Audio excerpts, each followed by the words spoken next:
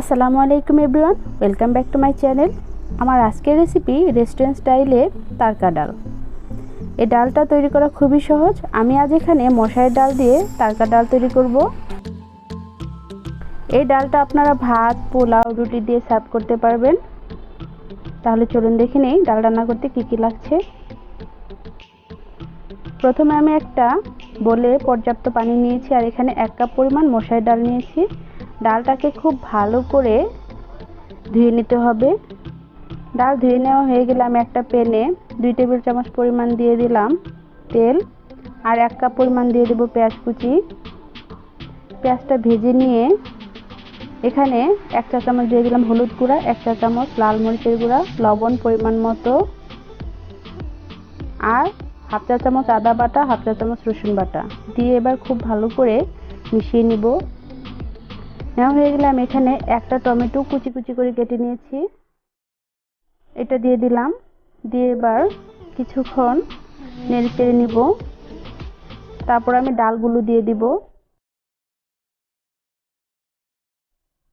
ডাল দিয়ে খুব ভালো করে নেড়ে চেড়ে ভেজে নিতে হবে মিডিয়াম আঁচে।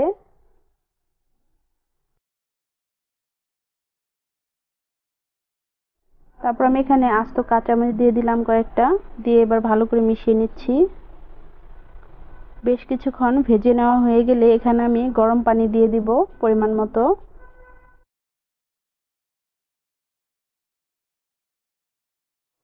তারপর ঢাকনা দিয়ে ঢেকে রাখবো।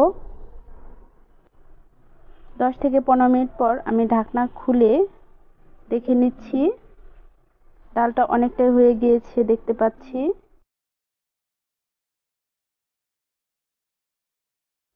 এবার খুব ভালো করে নেড়ে নিলাম।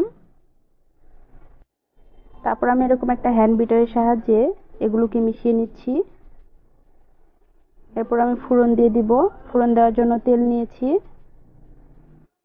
আর এখানে রসুন কুচি 1 চা চামচ, 1 টেবিল চামচ পেঁয়াজ কুচি, আর 3টা দিয়ে দিলাম শুকনো মরিচ, আর জিরা দিয়ে দিচ্ছি 1 চিমটি পরিমাণ। দিয়ে এটাকে ভালো করে ভেজে নিচ্ছি।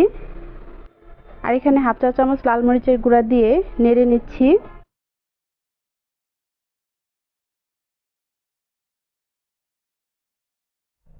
এবার আমি একটা বাটিতে এইভাবে ডালগুলো সার্ভ করে নিয়েছি। উপর দিয়ে এইভাবে ফোড়নটা দিয়ে দিলাম। এবার নেড়ে নিচ্ছি। এটা রেডি হয়ে গিয়েছে।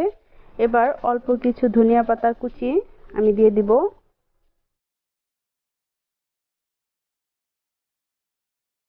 এই তারকা ডালটা খেতে খুবই টেস্টি। আপনারা অবশ্যই এইভাবে বাসায় বানিয়ে খাবেন, আর খেয়ে কেমন লাগলো অবশ্যই আমাকে কমেন্ট বক্সে জানাবেন। আশা করি আমার আজকের রেসিপি ভালো লেগেছে। রেসিপি ভালো লাগলে অবশ্যই আমার চ্যানেলটিকে সাবস্ক্রাইব করবেন, পাশে থাকা বেল আইকনে ক্লিক করে রাখবেন, আর আমার পেজ ফলো করে লাইক কমেন্ট শেয়ার করে পাশে থাকবেন। আপনারা সবাই অনেক অনেক ভালো থাকবেন। আজকের মতো বিদায় নিচ্ছি। আল্লাহ হাফেজ।